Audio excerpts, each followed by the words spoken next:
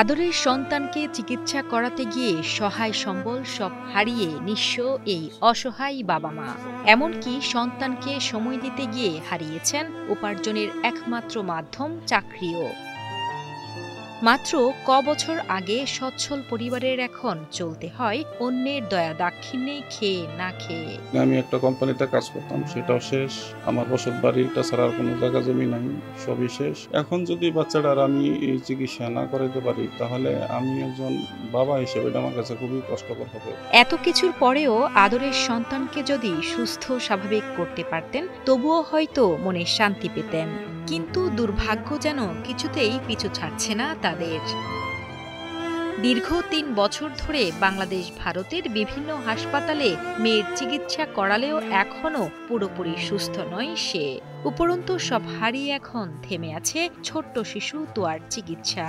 আমার বিটা ছাড়া আমার কিচ্ছু নাই, সবকিছু কিছু আসছিল আমার বাচ্চার পিছিয়ে আমি শেষ করে ফেলছি।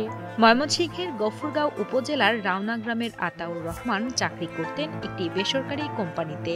বেশ সচ্ছলই ছিল তার পরিবার। ২০২১ সালে জন্ম নেয় তার তৃতীয় সন্তান তোয়া।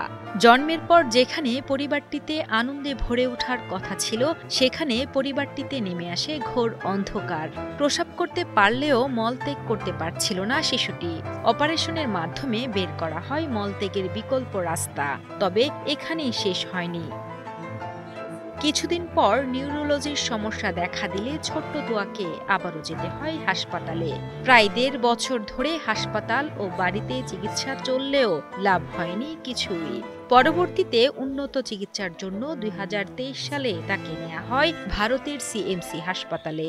দীর্ঘ এই সময়ের মাঝে অফিস নিয়মিত করতে না পারায় চলে যায় আতাউরের চাকরি। তার পেট কেটে বিকল্প অপারেশন করে, পায়খানা রাস্তাটা পেট কেটে করার পর ঢাকা মেডিকেল কলেজে গেলে ওইখানে মেডিকেল বোর্ডের সবাই বসে মিটিং করে তারা জানায় যে বাচ্চার নিউরোলজি সমস্যা আছে, ব্রেনের সমস্যা আছে। চিকিৎসা শেষে দেশে ফেরার কিছুদিন পর আবারও শারীরিক অবস্থার অবনতি হয় তার।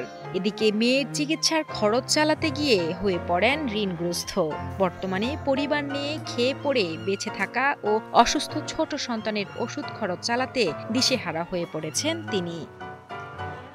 আদরের সন্তানকে বাঁচাতে এখনো দরকার ১০ লাখ টাকা, যা কোনোভাবেই সম্ভব না পরিবারটির পক্ষে। অর্থাভাবে ছোট্ট সন্তানের চিকিৎসা করাতে না পারায় মানসিকভাবে ভেঙে পড়েছেন বাবা মা। মেয়েকে প্রাণে বাঁচাতে সরকার সহ সমাজের বিত্তবানদের কাছে সাহায্যের আবেদন জানান তোয়ার পরিবার ও স্বজনেরা। বাচ্চারা লেগে ৪ বছর ধরে আমি কষ্ট করতেছি। সবার সহযোগিতা পারলে আমার বাচ্চারা আমি চিকিৎসা করতে পারতাম। এই বিষয়ে স্থানীয় ইউপি চেয়ারম্যান আকরাম হোসেন জানান, শিশুটি বর্তমানে খুবই অসুস্থ। পরিবারের সামর্থ্য নেই তার চিকিৎসা করানো। সমাজের দানশীল ও বিত্তবানরা এগিয়ে এলে শিশুটিকে বাঁচানো সম্ভব। এখন আপনারা যারা ইয়াতে আছেন, সহযোগিতার সবাই হাত বাড়াইলে অবশ্যই সেটা করতে পারে।